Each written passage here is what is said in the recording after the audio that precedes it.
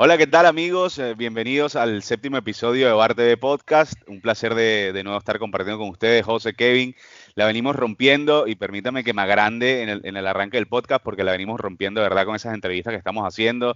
Me gustó mucho y les gustó mucho a los que vieron el podcast anterior, la entrevista con Andrés Rouga, esas experiencias, esas anécdotas que vivió a lo largo de su carrera y su salida a la selección, que era la última pregunta que le hacía a José en la entrevista, ese conflicto que tuvo con Farías, con Alirio Granadillo, que era el coordinador de selecciones en ese momento.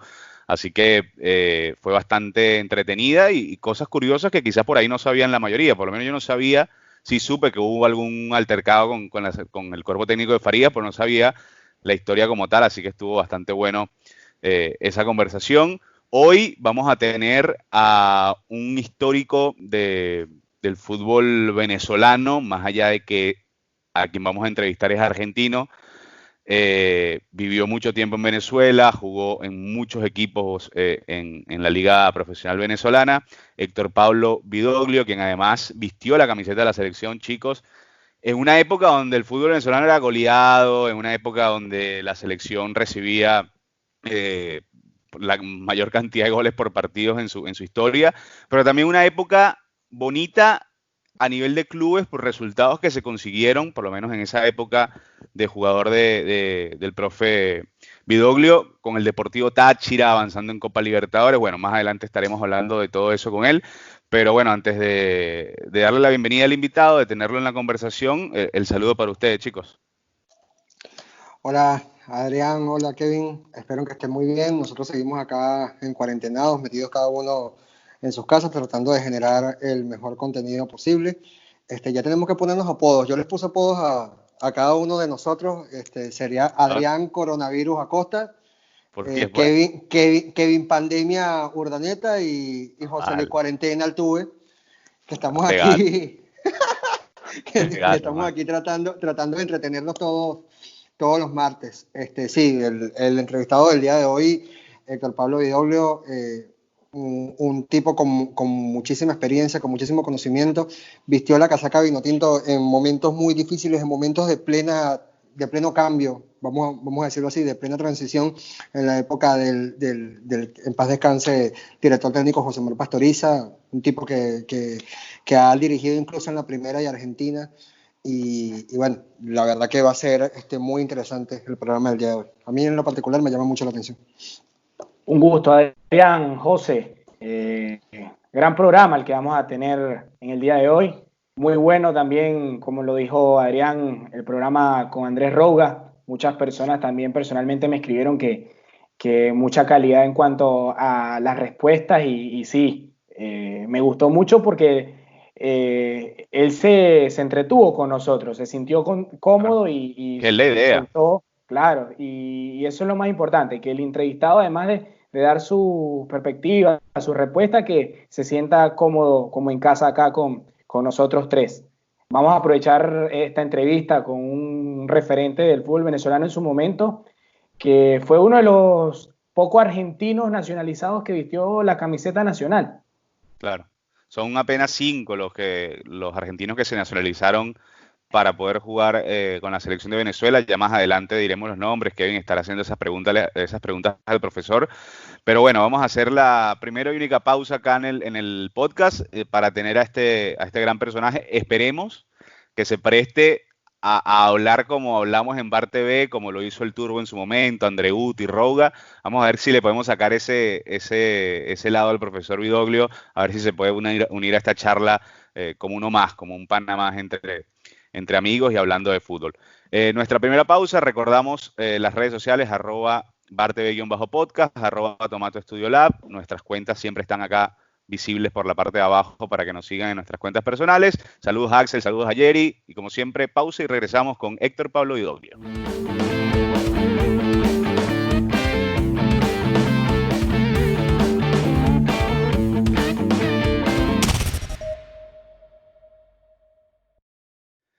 Estamos de vuelta en Bar TV Podcast. Ya tenemos en pantalla a nuestro invitado el día de hoy, el profesor Héctor Pablo Vidoglio. Ya hicimos una leve presentación antes, profe, antes de la pausa, así que gracias, lo primero que todo, por aceptar esta entrevista, esta charla entre gente de fútbol, entre personas que aman este deporte y bueno, agradecido con que esté con nosotros y comenzar preguntándole ya de entrada sobre cómo está en Perú en este momento. Obviamente hay un marco bastante gris, digamos, en la actualidad debido a la pandemia, pero preguntarle por su actualidad en Perú y cómo lo está pasando en este momento. Bueno, antes que nada, buenas tardes a ustedes, muchísimas gracias por el contacto, aprovecho a saludar a toda la gente también que lo esté mirando. Y sí, yo ahora en este momento me encuentro en Lima, estoy trabajando en la Universidad San Martín, acá llegué en diciembre del año pasado. Y bueno, con el problema este de la pandemia, ya hoy llevamos acá 25 días de cuarentena. Acá se manejó de una manera estricta, más allá que en algunos barrios la gente por ahí no lo cumplió. Pero bueno, nosotros lo venimos respetando, al igual que todos los jugadores. Hace ya, desde que esto comenzó, que hemos dividido el grupo de jugadores en tres. Los jugadores que tienen en su casa materiales, espacio, hay algunos que tienen hasta gimnasio, entonces con eso podemos trabajar de una manera adecuada. Hay otros jugadores que tienen algunas cosas y hay otros jugadores que no tienen nada, que no tienen espacio, que no tienen lugar. Entonces hemos dividido el grupo en tres, pero la verdad que encontramos una predisposición espectacular de parte de los jugadores, esos jugadores que no tenían nada, fueron encontrándose el lugarcito, fueron agarrando una maceta como mancuerna, fueron adecuándose. Y bueno, estamos entrenando por intermedio de esta aplicación Zoom, en donde a ellos lo vamos monitoreando. Ahora el grupo lo tenemos dividido en dos, mientras uno entrena con el profe, el otro le vamos pasando algunos comportamientos tácticos, vamos repasando, vamos compartiendo pantalla, entonces vamos hablando de algunas situaciones que no han ocurrido y que tenemos que mejorar, y que no han ocurrido y que tenemos que seguir potenciándola porque están bien, ¿no? Entonces le mostramos entrenamientos, le mostramos partidos. Ayer justo tuvimos una charla con Guillermo Cabañaro, que es el psicólogo deportólogo que tuvimos en primera división en Newell's Old Boys. Así que compartimos con él, la verdad que sirvió muchísimo y bueno, ahí estamos, ¿no es cierto? Tratando de optimizar el tiempo estando acá encerrado. Claro, es así. ¿Cómo está, profe? Un gusto saludarle. ¿Cómo aceptó este reto de ir a la Universidad de San Martín? Vimos que el año pasado estuvo en un tramo con el profesor César Farías cuando agarró ya por completo la selección boliviana. ¿Qué lo motivó a ir al fútbol peruano? Sí, desde septiembre del año pasado estuve con César, dándole una mano con la selección mayor, también con la sub-23. Me tocó ir a Venezuela a jugar con la sub-23 un amistoso ahí en fecha FIFA, que la verdad que fue una alegría volver a encontrarme con muchísimos amigos, con muchos colegas, con mucha gente que uno hacía mucho que no la veía, más allá de que a lo mejor seguíamos en contacto vía internet. Pero después apareció esta propuesta que hacía tiempo que ya me venían hablando, y bueno, este es un club que se dedica mucho también a la formación, viene de un proceso, quiere seguir un proyecto y quiere consolidar jugadores en primera división. Averigüé mucho sobre este club y siempre encontré cosas positivas. La verdad que es una institución que tiene unas instalaciones espectacular para entrenar, con su lugar de entrenamiento que tiene cancha, 3-4 vestuarios, lugar para concentrar, comedor para comer. Ahí podemos hacer doble turno y nos quedamos durmiendo en el predio, ahí mismo concentramos antes de los partidos. Así que la verdad que encontré una institución espectacular y la verdad que estamos muy, muy a gusto con esta decisión y bueno, respetando todo este problema del virus y esperando de que esto lo podamos vencer entre todos lo más rápido posible. Profe, un gusto saludarlo. Por acá le habla José Luis. Profe, nada, quería preguntarle qué tal había sido la experiencia de haber podido dirigir en primera división acá en la Argentina. Tuvo la oportunidad de dirigir aproximadamente unos 11 partidos con Newell's. Nada, ¿qué tan difícil, sí es la pregunta, qué tan difícil es dirigir en la primera división del fútbol argentino? Sí, a ver, yo soy de allá, ¿no? Yo en el 2008, que me retiré en Venezuela, en Estudiantes de Mérida. Estudiante. Después volví para acá y ahí ya empecé a ser entrenador. Yo hacía 11 años que estaba como entrenador en Newell's. Pasé por todas las etapas.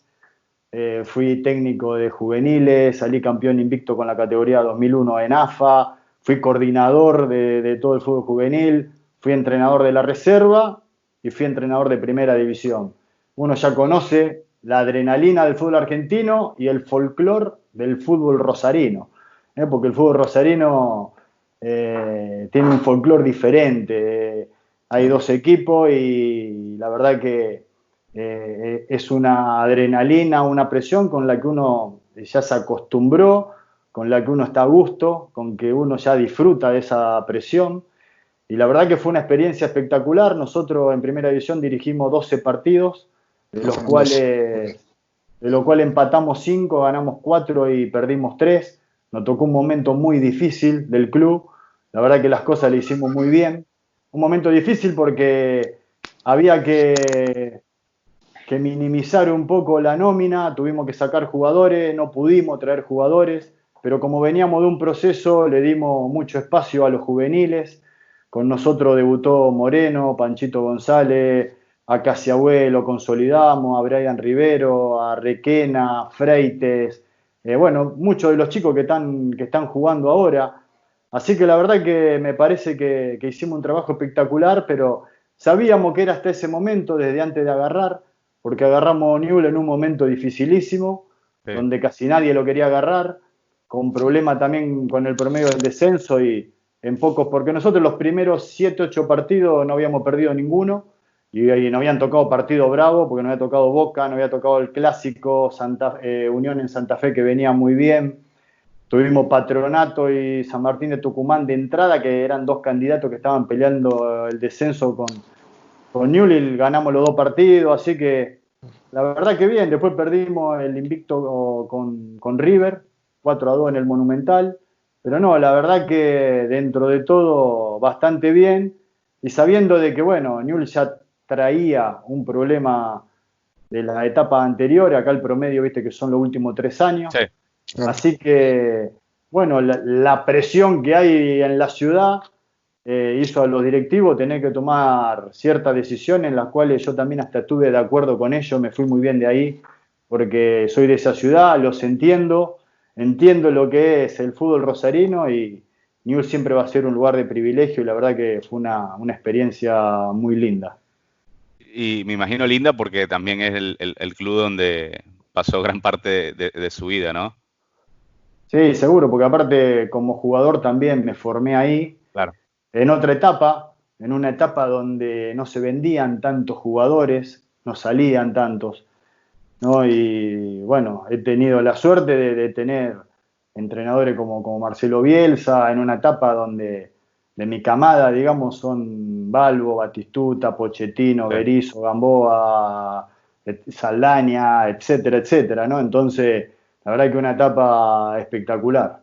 Justo le quería preguntar, profe, y traerlo a esa época, ya después seguiremos hablando de su actualidad y de cómo está enfocando la etapa como entrenador, pero quería traerlo a esa época de jugador y precisamente a esa época donde llega a Venezuela y, bueno, para nadie es un secreto que los mayores logros de su carrera profesional o la mayoría de sus logros en su carrera profesional como futbolista los alcanzó en Venezuela. ¿Qué le quedó luego de pasar por Minerven, por Caracas, por Táchira, Estudiantes? Estos grandes, en el caso de Estudiantes, Táchira, con mucha tradición en el país, ¿qué le quedó al final en ese último, digamos, pasito que dio con Estudiantes de Mérida antes del retiro, de toda esa larga trayectoria con la que estuvo en Venezuela, que además vistió la camiseta de la selección vinotinto? No, me quedó muchísimo. Yo, como futbolista, le debo todo, creo que a Venezuela, ¿no? Porque si bien toda mi formación la hice en Argentina, como jugador profesional debuté en Chile, debuté en Deportes Concepción. Que creo que si no hubiese ido ahí, a lo mejor no sé si hubiese llegado a Venezuela, porque yo voy a Deportes Concepción cuando el técnico era Fernando Cavalieri, y que era hermano es hermano de Claro. Raúl Ya, Cavalieri. el Raúl Cavalieri. Y ahí fue que surgió esa posibilidad que me interesaba, porque Minerven era un equipo que jugaba Copa Libertadores, y en ese momento yo la verdad que no conocía mucho de lo que era el fútbol venezolano, no es como ahora. En ese momento no había internet, no había celulares, no había nada. Así que fue como llegué a Minerven, ¿no? Que llegué justo en una etapa difícil, porque el primer año fue difícil. Minerven venía siendo un equipo que pagaba el día, que tenía todo, y llegué yo y se armaron Todos los quilombos. todos los quilombos de un día para el otro. Así que el primer año fue bravísimo. Me acuerdo que yo estaba soltero en ese momento y vivíamos en la Casa Club, en Villa Alianza, y un día llegó uno o dos abogados con juez y la dueña y nos sacó de la Casa Club a todos los que estábamos ahí porque el club le debía. Entonces fue una etapa brava, pero así todo a uno siempre lo acostumbraron a pelearla, o sea, esas cosas a uno como que lo fortalecía, ¿viste? No es que vos decías, no, agarro el bolso y me vuelvo a mi casa, no, al contrario, ¿viste? Uno esas cosas siempre lo fueron fortaleciendo y la fuimos peleando, y la verdad que bueno, con Minerven después obtuvimos un campeonato. Yo tengo los mejores recuerdos de esa ciudad, la verdad que espectacular. Después de ahí pasé a Caracas, donde también me tocó obtener un campeonato con Manuel Plasencia. Y bueno, he pasado por muchos clubes. En Trujillano también me fue muy bien. De la gente de Valera tengo muy buenos recuerdos porque estuve 2 etapas. Tuve una primera etapa con Rafa Santana, que me acuerdo que terminamos subcampeones, porque yo estuve en Minerven, de Minerven vuelvo a Chile y después vuelvo a Minerven. Cuando vuelvo a Minerven no le pudo dar de baja a uno de los extranjeros, entonces no pude firmar y me voy a Trujillanos, ahí con Rafa Santana. Okay. Y lo dejamos, y ese año termina campeón Caracas, segundo Trujillano, segundo nosotros, y queda tercero Minerven, lo sacamos a Minerven de Copa. Y yo después, o sea, no jugué la Copa con Trujillano, porque ahí me tenía que volver a Minerven. Claro. Entonces, volví al otro año a Minerven, y después a Trujillanos volví, no sé si fue antes de Táchira, en el 2002, me parece, que en ese momento estaba René Torres, pero después ahí nomás agarró César Farías. Y ahí no fue quería salir de los Andes. Sí, estaba ahí. Profe, tengo una duda en la cabeza, corríjamela, por favor. En el momento en el cual usted llega a Minerven acababa en ese momento de jugar cuartos de final contra el Vélez de Bianchi en la Libertadores, o llegó antes y no la pudo jugar. Esa fue la segunda vez que yo llego a Minerven, la del Vélez de Bianchi. Yo llego a Minerven de Trujillanos a Minerven para jugar esa etapa de Copa Libertadores. Minerven me inscribe, Piñarelli era el técnico.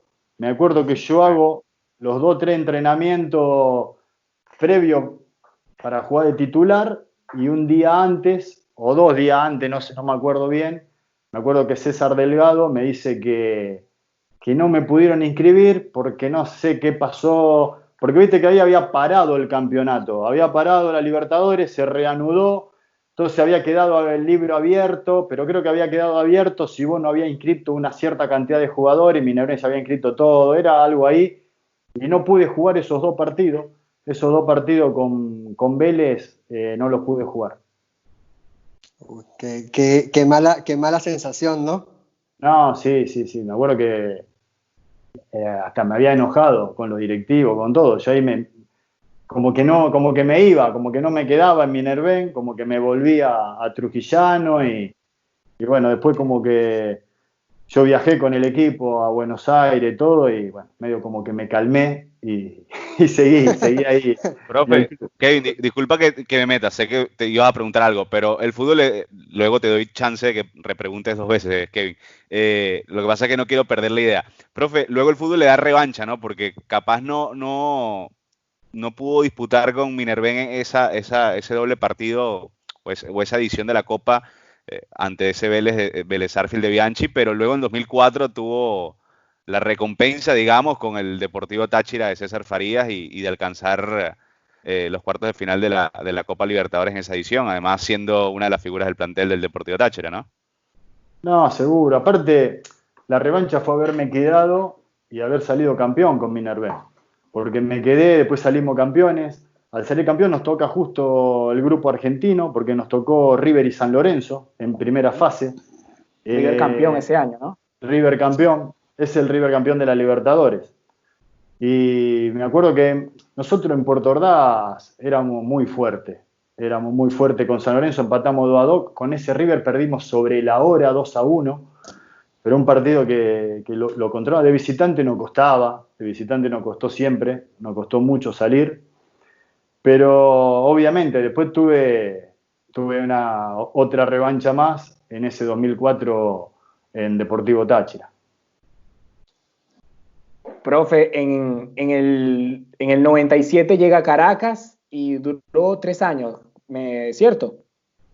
Sí, en Caracas duré hasta el año 2000, que ahí cuando llega Carlos Moreno, hasta ahí yo salgo por decisión de él, y bueno, yo ahí firmo ahí mismo en Italchacao, pero estuve 4 o 5 meses, no me acuerdo bien cuándo estuve en Italchacao, porque tuve una propuesta justo de Al Arabi Sport Club, de un equipo de Qatar, y me fui a jugar un año a Qatar. La verdad que ahí la gente de Italchacao también se portó muy bien, porque también estábamos jugando una Copa Libertadores y ellos me abrieron las puertas para que yo pueda ir.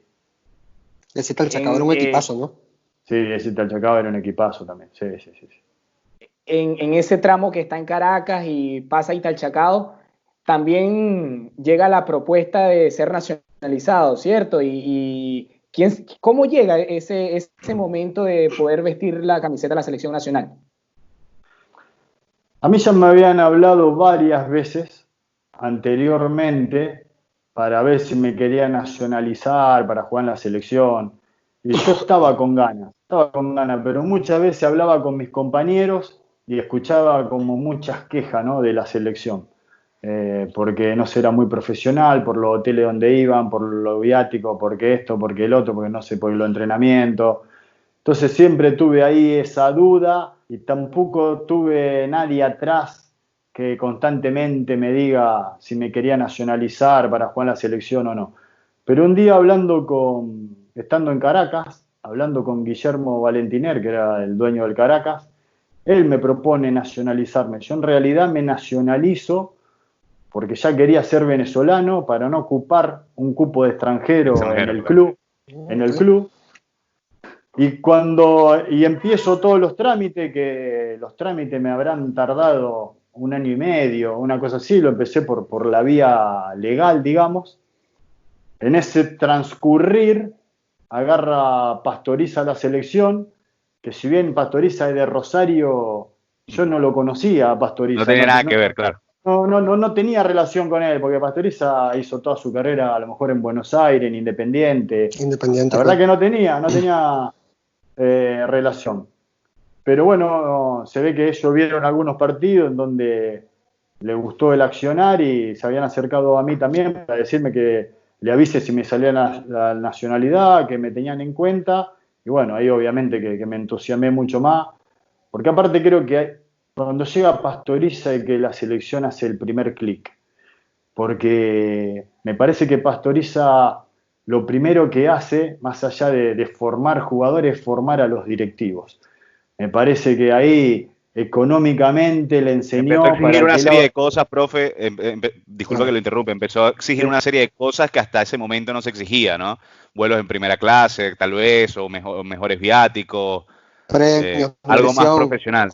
Sí, pero no es que solo lo exigió, porque puede ir cualquiera y exigirlo. Él lo exigía y le decía a los directivos, vos la plata de esto la podés conseguir, porque tenés que ir acá y acá y acá. Porque el escudo de la federación vale tanto, no vale lo que ustedes dicen, vale 10 veces más de lo que ustedes dicen.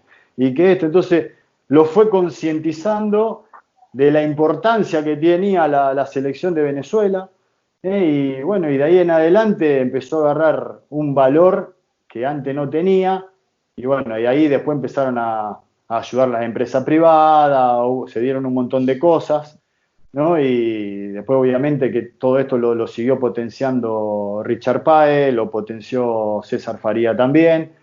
Se fueron potenciando los jugadores porque ya la mayoría de los jugadores estaban afuera, estaban jugando en el exterior, y eso te da otra dinámica, otra sensación del juego. Así que bueno, la verdad que ahí creo que fue el primer clip, y para mí el paso por la selección, por la Minotinto, también fue de las mejores cosas que me ha pasado en mi carrera. La verdad que fue una hermosa responsabilidad que no voy a olvidar nunca, y yo siempre digo que todavía hoy estoy en deuda con el fútbol venezolano.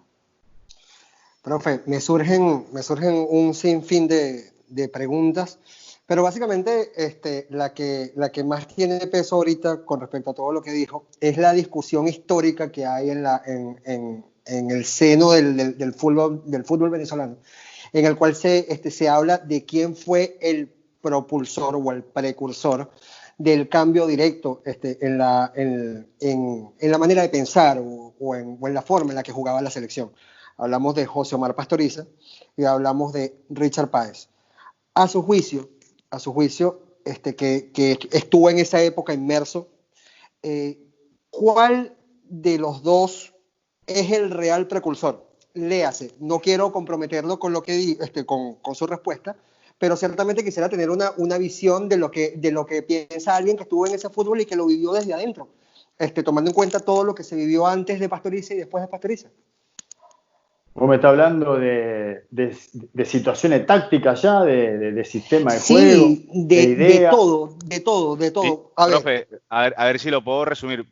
Por lo menos la gran mayoría de seguidores de la selección, pienso yo, ojo, decretan como ese boom vino tinto a partir del 2001, esa eliminatoria 2000-2001, la eliminatoria rumbo al Mundial de Corea-Japón, que inicia con el proceso de Richard Páez, o que toma Richard Páez en ese momento. Y el boom fue después del 2004, después de haberle ganado a Uruguay 0-3 en Montevideo y tal. Pero también hay quienes defienden que ese boom de Richard Páez fue un segundo estallido, pero que el primero fue el de Pastoriza. Entonces, la pregunta de José pienso que va por ahí, como que a su criterio, ¿en dónde arranca esa cuestión, esa revolución del fútbol venezolano? ¿Con Pastoriza o con Páez? Lo que pasa es que los boom no vienen de un día para el otro. Claro. ¿Viste? Pastoriza agarró un fierro caliente cuando lo agarró. Entonces, ¿qué hizo Pastoriza? Pastoriza sabía que los jugadores tenían que estar afuera, en el fútbol extranjero. Entonces, él lo trajo a Arango cuando era súper joven y hizo contacto para que vaya a México, y lo trajo a Mea Vitali cuando era también recontra joven. Y todos esos jugadores jóvenes que a lo mejor los tuvo que empezar a disfrutar Pastoriza sin tanta experiencia, obviamente que los entrenadores que vengan después lo van a agarrar con 10, 15 partidos internacionales, que no es lo mismo, ¿no? Me parece que acá es un conjunto de cosas, y yo siempre digo que a veces a lo mejor trabajaron mucho más los Rafa Santana o viste, los técnicos que estuvieron antes, sí. Que los de ahora, porque los de antes le daban un escarbadiente y decía, anda a la guerra, ¿viste? Y los jugadores eran todos de ahí, vos no tenías roce internacional, era difícil. En cambio, ahora es espectacular. O sea, yo creo que ahora la camada que tiene Venezuela para esta eliminatoria tiene jugadores de calidad, jugadores talentosos, jugadores con trayectoria, jugadores que ya saben lo que es la selección, jugadores que están en ligas importantes del mundo. Entonces, esto es una consecuencia. Venezuela ha ido creciendo. Yo creo que empezó con Pastoriza. Yo creo que empezó ahí. Ahí fue el primer boom, el más difícil, ¿viste? Porque la parte económica tiene mucho que ver, ¿viste? Porque te da comodidad, te da lugares para trabajar que son los acordes para lo que uno necesita. Y bueno, y después la idea de juego, cada uno tiene su idea y todas son válidas, ¿no es cierto? Todas son válidas. Y más en una selección donde a lo mejor no tenés el tiempo que querés para el día a día. Así que todo es importante. Pero a mí me parece que el boom y el click arrancó con el Pato Pastoriza. Rescata algo de la Copa América del 99, profe. Esa Copa América difícil para la selección, dirigida por Pastoriza, donde se pierde con Brasil 7-0, 3-1 se pierde contra México, 3-0 creo contra Chile. Rescata algo más allá de los resultados. Obviamente no quiero hablar del resultado netamente del partido, pero sino de la camada de jugadores con la que estuvo. Sí, la verdad que esperábamos más nosotros como jugadores, creo que el técnico también, porque los partidos previos habían sido muy buenos.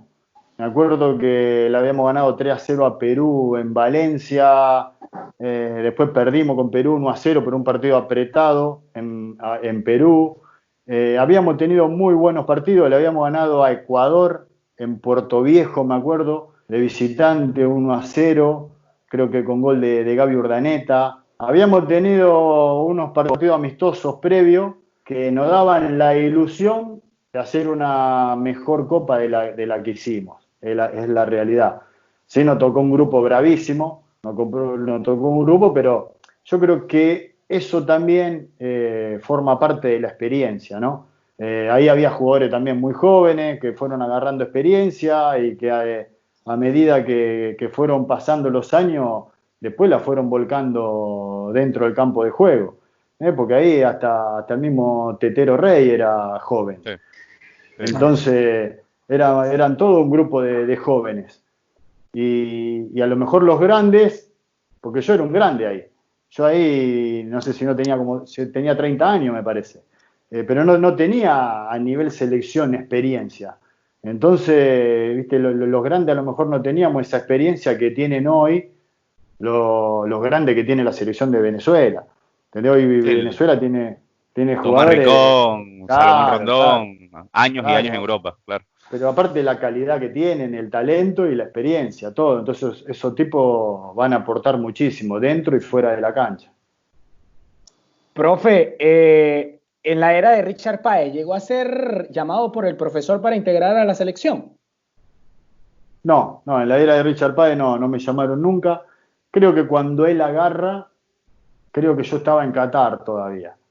Me parece que estaba jugando ahí. Pero después volví y, bueno, uno siempre tenía la ilusión. Creo que tuve buenas temporadas durante ese proceso, pero también el equipo de Richard andaba muy bien. Todos los jugadores andaban bien. El equipo andaba bien, los jugadores andaban bien. Me parece que, si bien nunca fui llamado, tampoco ameritaba que él tocara nada, porque la verdad que el equipo se entendía muy bien, tenía una idea de juego, así que la verdad que uno lo disfrutaba sabiendo de que ojalá en algún momento esa oportunidad siempre uno la espera, pero la verdad que ese equipo a mí me gustaba cómo jugaba, la verdad que uno lo disfrutó. Además había una durísima competencia en la posición, ¿no? Sí, eran todos unos fenómenos, andaban muy bien.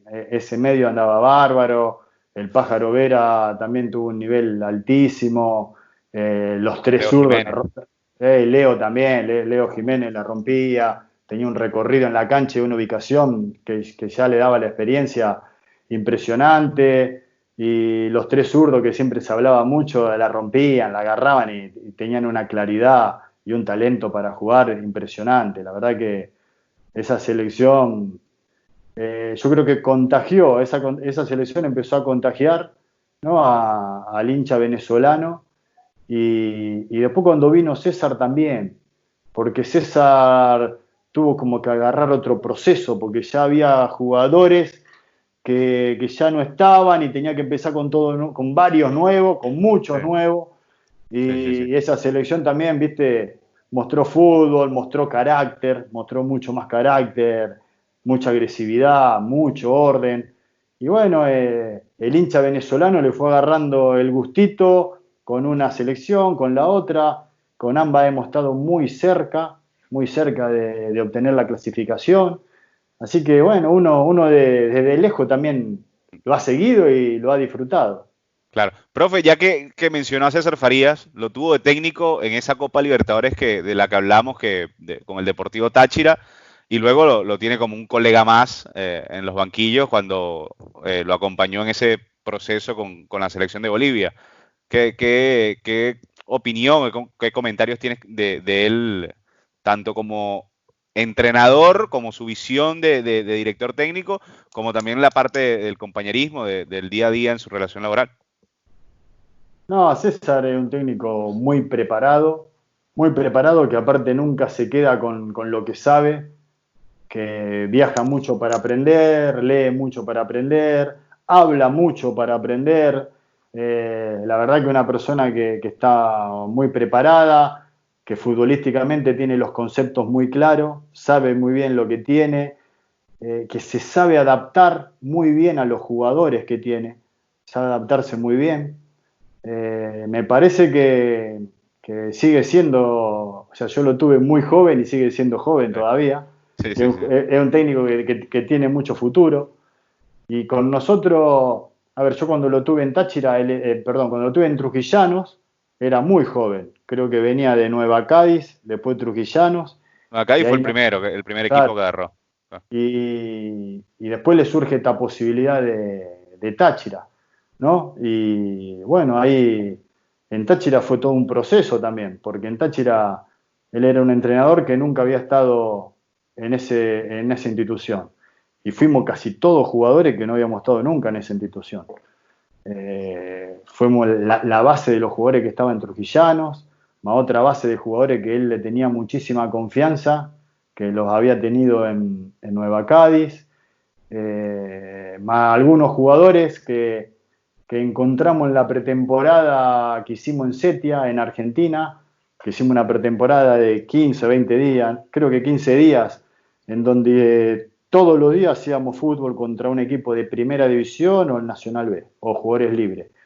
Y ahí fue que vimos a René Clocker, al Tanque Brondo, al mismo Paniguti, que bueno, llegaron para allá y conformamos un grupo y un equipo espectacular, que la verdad que nos entendíamos muy bien, que estábamos muy seguros de lo que pretendíamos, de cuál era el objetivo, y que bueno, a veces para darte cuenta de eso uno siempre quiere enfrentar un grande, ¿no? Para que realmente te mida, para ver cómo estás.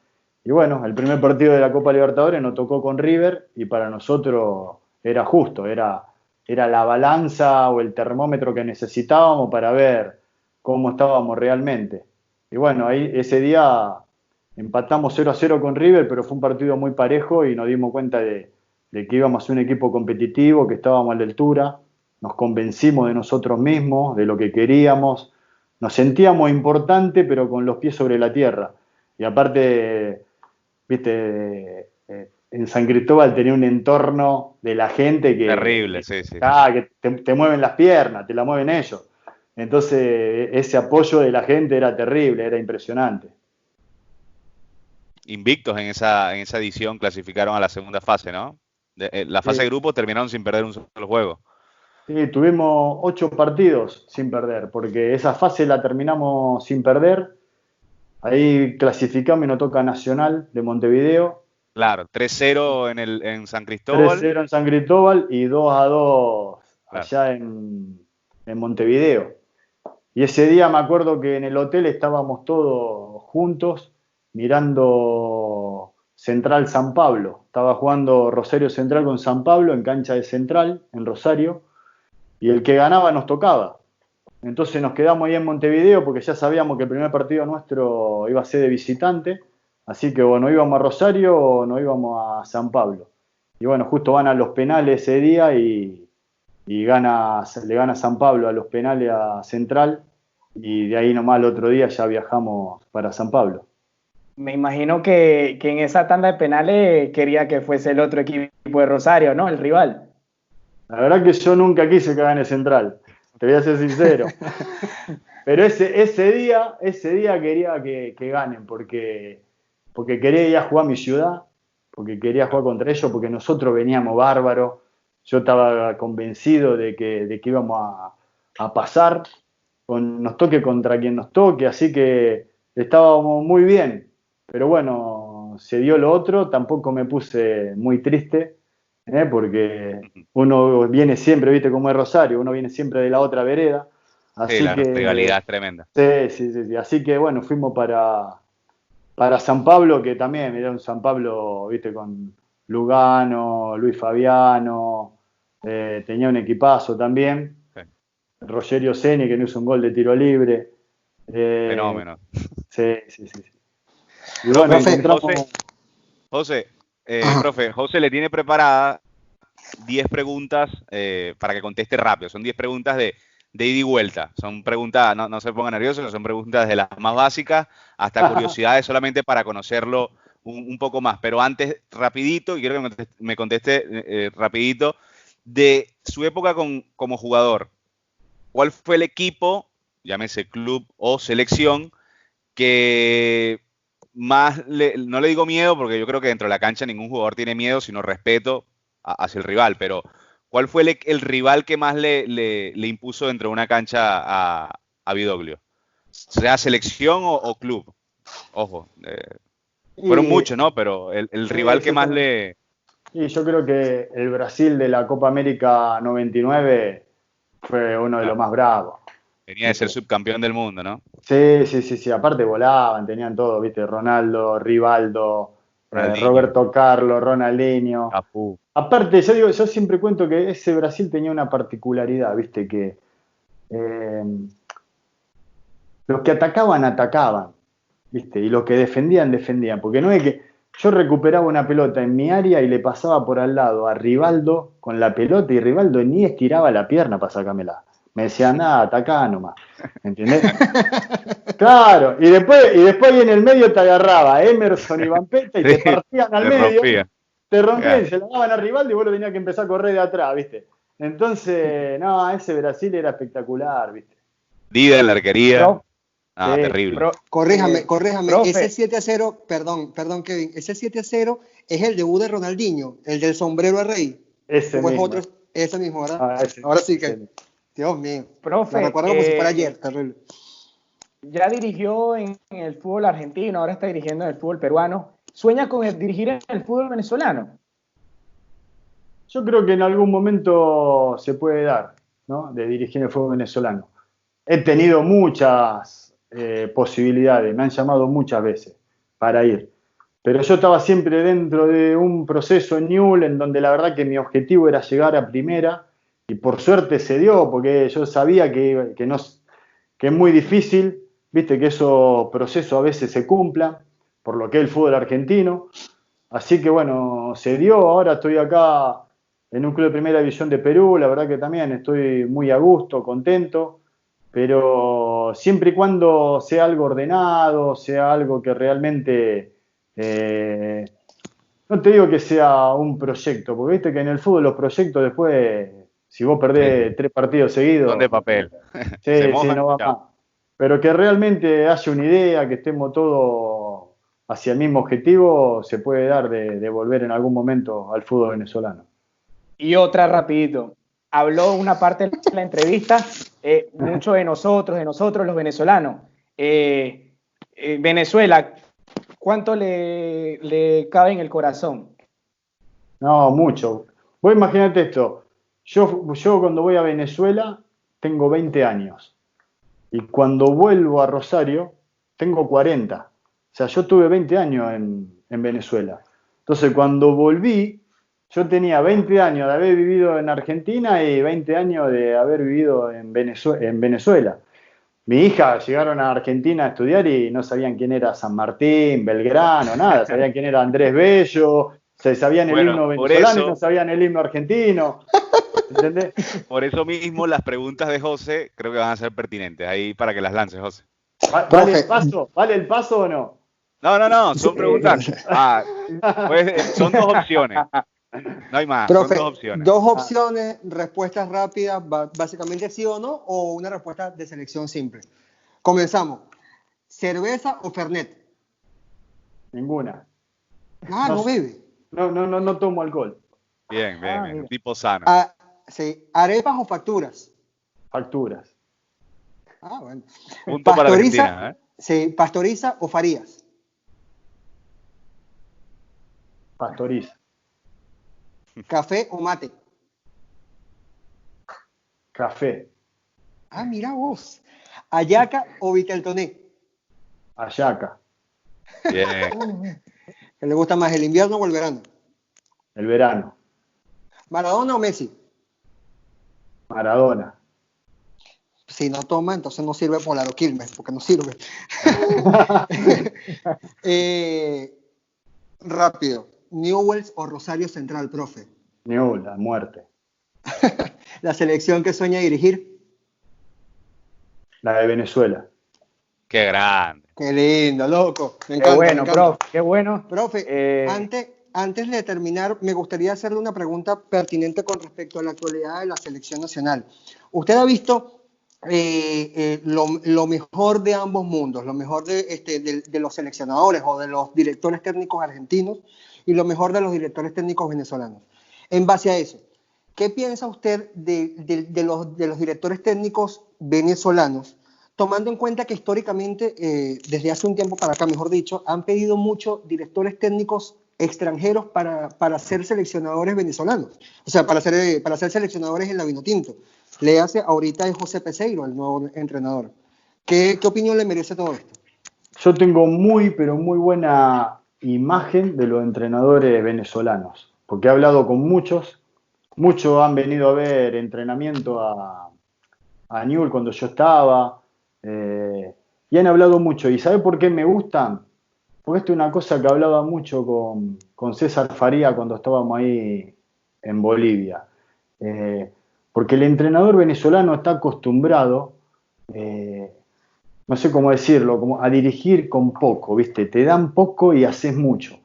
¿Viste? Los entrenadores extranjeros tienen todo, ¿viste? Vos tenés esto y tenés el nutricionista, tenés esto, tenés el otro. Cuerpo Tenés técnico de todas las 25 facilidades. personas. Claro, el cuerpo técnico 25 personas. En cambio, ¿viste? El cuerpo técnico venezolano o el entrenador venezolano, aparte que tiene los conceptos tácticos claros y sabe lo que quiere, está acostumbrado a que el fútbol realmente sea un juego colectivo. ¿Viste? En cambio, los entrenadores de otro lado, vos tenés uno o dos que son crack, que le da la pelota y te ganan el partido. En cambio, en Venezuela no. En Venezuela, si no corremos los 10, si no somos un equipo, si los 10 no entendemos lo que tenemos que hacer y todos tenemos que hacer lo mismo, se nos complica. Entonces, eso tácticamente te lleva a mejorar en el día a día. ¿Entendés? Porque vos no va a depender, ojalá algún día, más, ojo que la selección de Venezuela tiene tipo talentoso que vos le das la pelota y te limpian a 3, pero los otros también la tienen. Entonces, viste, no, qué sé yo, a Argentina se la da Messi, por ahí te limpia a 4 y te hace el gol y te gana un partido, ¿viste? Y está fuera de toda táctica. Entonces, en Venezuela nunca hemos estado acostumbrados a eso. Entonces, eso es lo que hace que el técnico venezolano se potencie. Yo la verdad que confío mucho en el técnico venezolano. A ver, Chita demostró que es un técnico extraordinario, César Faría es un técnico, demostró y sigue demostrando, ¿no? César Faría también lo es, Richard Páez también lo es. Cuando le ha tocado estar afuera a Richard o a César lo han hecho espectacular también, han dejado el nombre del fútbol venezolano muy en alto.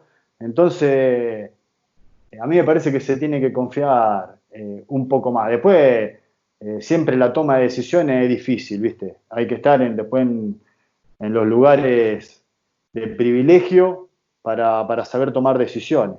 Pero la verdad que yo confío mucho, y porque he hablado y porque conozco del entrenador venezolano. Kevin, una última. No, yo quería darle mis palabras de agradecimiento, profe, por haber aceptado estar con nosotros acá en esta charla. Muy amable por todo. Queríamos hablar con usted porque le tenemos un gran cariño y más que ahora que estamos en este país, Argentina, de donde usted nació, vemos que todavía Héctor Pablo Vidoglio sigue dejando huella y más en todo lo que hizo en nuestro fútbol. No, muchas gracias a ustedes por el contacto, por hacerme recordar todos estos lindos momentos. Así que nada, cuenten conmigo siempre para lo que necesiten, vamos a estar siempre a la orden. Se me hizo cortísimo este programa.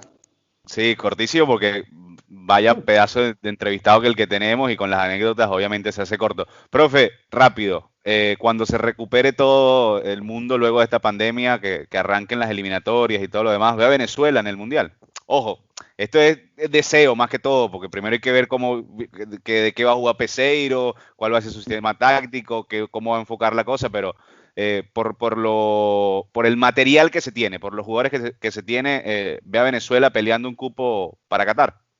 Y yo creo que tenemos la mejor camada de estos últimos años, la tenemos ahora, con más experiencia, con todo. Yo la veo peleando palmo a palmo ahí por un puesto clasificatorio. La verdad que sí. Gracias, profe. Héctor Pablo Vidoglio, chicos, lo tuvimos acá en Bar TV. Pues nada, gracias, profe. Les recordamos las redes sociales, @bartv_podcast, que nos sigan, que se suscriban al canal, que activen la campanita para más notificaciones. Y nada, muchas gracias, profe. Nos vemos el próximo martes, 8 de la noche de Venezuela, 9 de la noche Argentina. Un placer. Profe, gracias. Saludo a toda la gente también. Un abrazo para todos.